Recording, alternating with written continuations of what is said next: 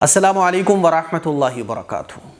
जो लोग गुटखा खाते हैं, बीड़ी सिगरेट पीते हैं, तंबाकू सादा मसाले है ना, ये सब खाते हैं, उन लोगों से कुछ दिल की बातें हैं जो मैं आज करने जा रहा हूँ।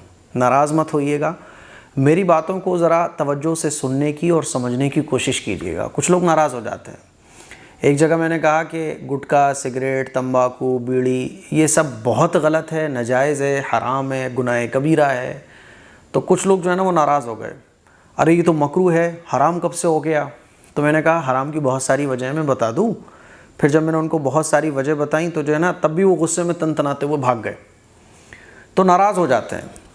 हमारे समाज की एक बड़ी प्रॉब्लम ये है कि जब हमें हमारी कमियाँ बताई जाती हैं है ना, या गलत चीज़ पर हमें मुतवज्जे किया जाता है, तो होना तो ये चाहिए कि हम उन गलत चीज़ों पर तवज्जो दें कि यार मुझे इन गलत चीज़ों को छोड़ना है। ये तो हम करते नहीं हैं, अपनी गलत चीज़ों को सही ठहराने की कोशिश करते हैं कि भाई ये तो मकरूह है, यानी गुंजाइश निकालने की कोशिश करते हैं। तो इसीलिए नाराज़ मत होइएगा। देखिए, गुटखा खाना, सिगरेट पीना, बीड़ी पीना, तंबाकू खाना, सादा मसाले खाना, आप सोचो ज़रा कि ये कितना बड़ा गुनाह है। हदीस में कच्ची प्याज खाकर मस्जिद में जाना मना है। क्यों मना है? क्योंकि कच्ची प्याज खाकर जब आदमी मस्जिद में जाता है तो उसके मुंह से बदबू आ रही होती है, जिससे बराबर में खड़े हुए नमाजियों को तकलीफ़ होगी। इसीलिए कच्ची प्याज खाकर डायरेक्ट ऐसी हालत में कि मुंह से बदबू आ रही हो मस्जिद में जाकर नमाज़ पढ़ना ये जायज़ नहीं है। और हदीस शरीफ में आता है कि फ़रिश्तों को तकलीफ़ होती है।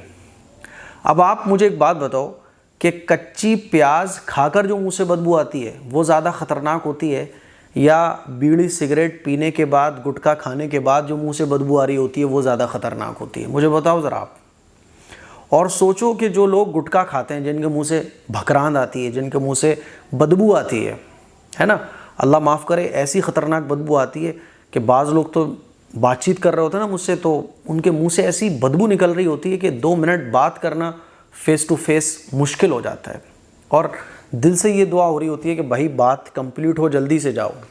मैं तो सामने कुछ कह नहीं पाता हूँ, मेरे वालिद साहब बहुत गुस्से के तेज़ हैं, तो उनके सामने अगर कोई गुटखा खाता हुआ बात करना शुरू करते फ़ौरन कहते हैं कुल्ला करके आओ, और मुझसे 2-3 फीट दूर बैठो आप। उन्हें बिल्कुल बर्दाश्त नहीं है।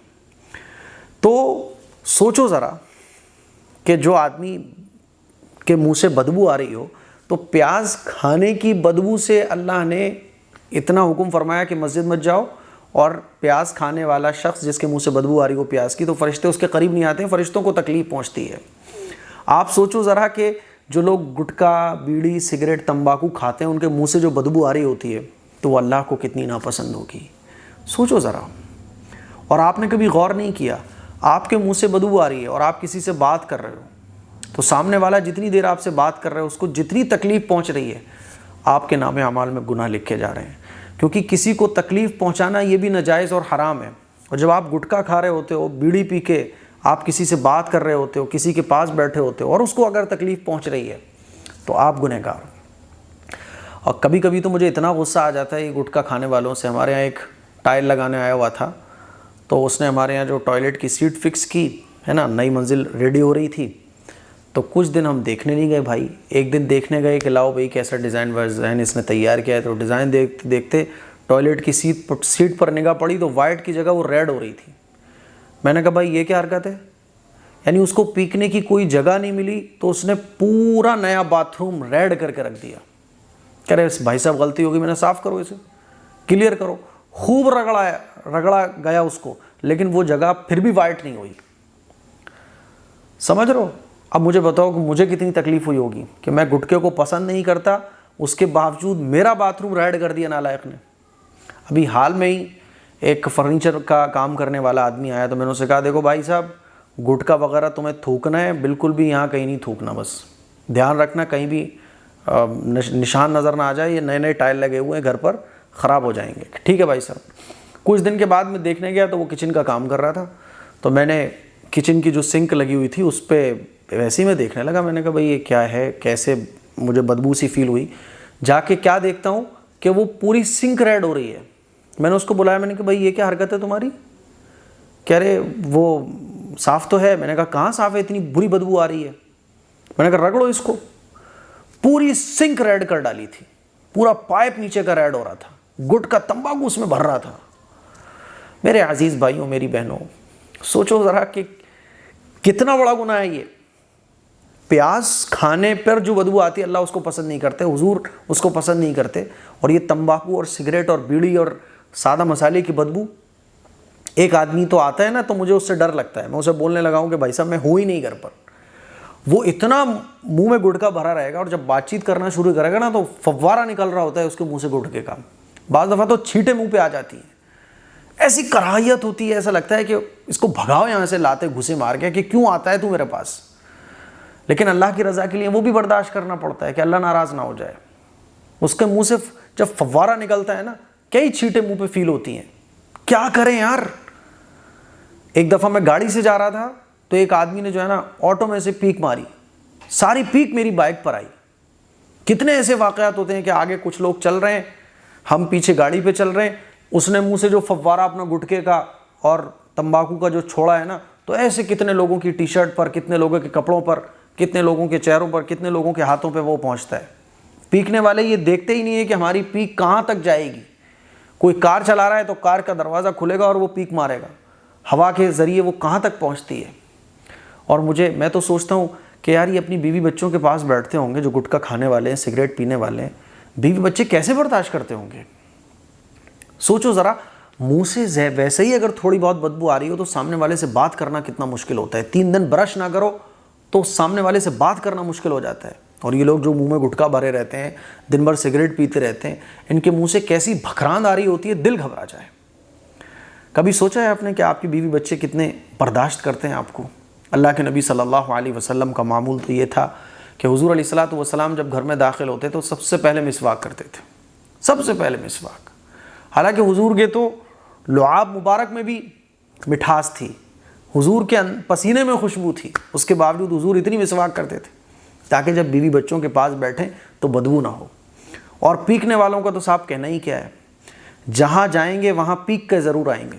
मेरे ऑफिस में भी कुछ लोग ऐसे आते हैं कि जिनको पीकने की जगह नहीं मिलती ना तो मस्जिद का भी ख्याल नहीं करते, जहाँ कोने में जगह मिली वहीं पीक मार के जाएंगे।